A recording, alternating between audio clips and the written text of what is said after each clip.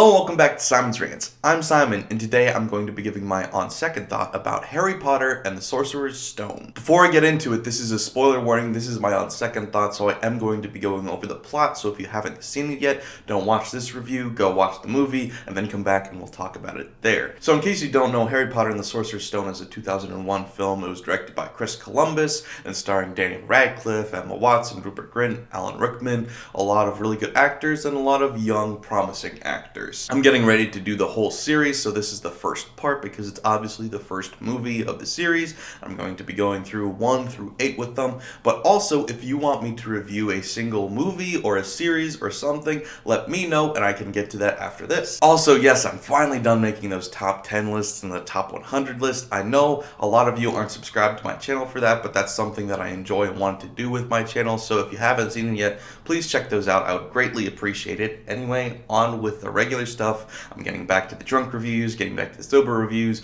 You know, We Sing, Barbie, a lot of you have been asking for both of those. I'll be getting to those. And then, of course, more on second thoughts and first thoughts and everything like that. So, on with the review. So Harry Potter and the Sorcerer's Stone is the first one of the series, like I had said.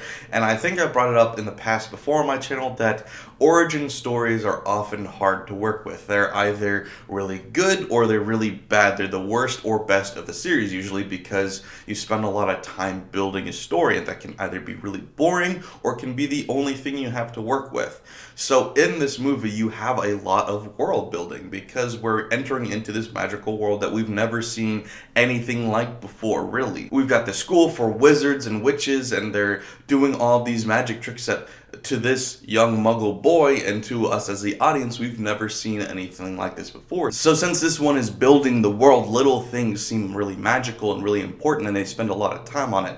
Like something like a feather coming off of a desk and flying up into the air. We spend a lot of time on it. Or somebody tapping a wall and have it peel away to show a doorway. We spend a lot of time on something like that. And so if this is your first time seeing any of the Harry Potters and you're watching this one, the whole movie feels very magical and whimsical and it feels very kid-like, like you're seeing everything for the first time, and it's amazing and magical for that. However, if you've seen the later movies, this one feels very boring, and spoilers, I'm also going to kind of carry this on over into the second one.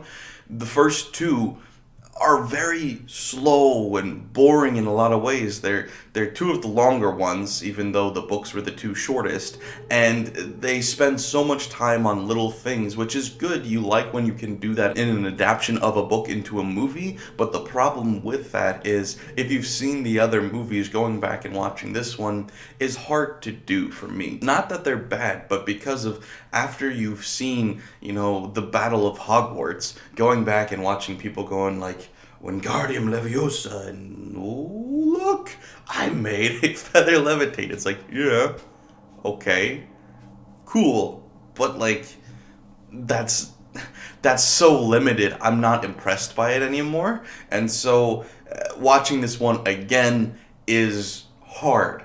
But having said that, watching it for the first time and as part of the series, it is great, and it is one of the best movies of the series because it does what it's aiming to do so well. Chris Columbus is one of the better directors from the franchise. We had Chris Columbus do the first two, then we had Alfonso Cuarón do the third one, then Mike Newell do the fourth one, and then David Yates do 5 through 8. Of those list of directors, I would probably say Alfonso Cuarón's the best, but then I would say that Chris Columbus is the second best. So the directing is very good. He was very good at getting the kids to act in certain ways and be believable. The acting isn't really a complaint, which often it is for me in movies that have a lot of kids, but the kids acting, I mean, obviously they're kids, they're not as good as the adults like Alan Rickman and everything, but they hold their own and they're fine. And I really enjoy this movie in that way. It's very light, it's very magical. It's not my favorite of the series because of the reasons I've already explained, but if you're watching this series for the full time, I'm not saying skip this one,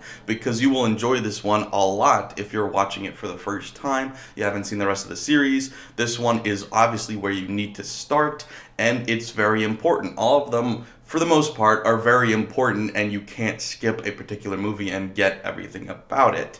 So this one is very good in its own right. I would just have to say that it does lack a certain sense of rewatchability if you've seen the other ones, because you just might not care as much as if you did with the other ones. Because for me, the third and the fourth one are like the peak of the series. It got better and better and better. The fourth one got a little bit worse.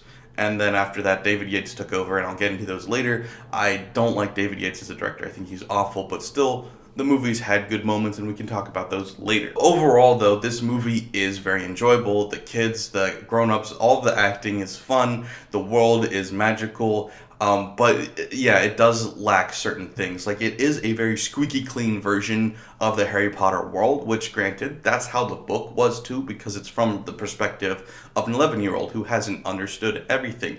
However, with that in mind, some of the acting and some of the casting was a little bit miscast. Some of the casting in this just isn't ideal considering the full extent of the universe that we were going to get. Like Richard Harris as Dumbledore. Richard Harris is a great actor, but his portrayal of Dumbledore just really wasn't accurate to the Dumbledore we know from the books. And the later version we got, when he was replaced because of his untimely death, Michael Gambon was actually a much better Dumbledore, much more accurate to the source material. But with the idea and the portrayal of this world being from the naive 11-year-old perspective, you look up and you see this old wizard with a long beard, and you think he's very wise, he's very stoic, he holds himself in a certain way, and he talks like this obviously because he is wise and he is a wizard. And then you find out later that's not how Dumbledore was at all, like literally at all. So it's like, it was a good casting at the time from what we understood and what we knew about Dumbledore,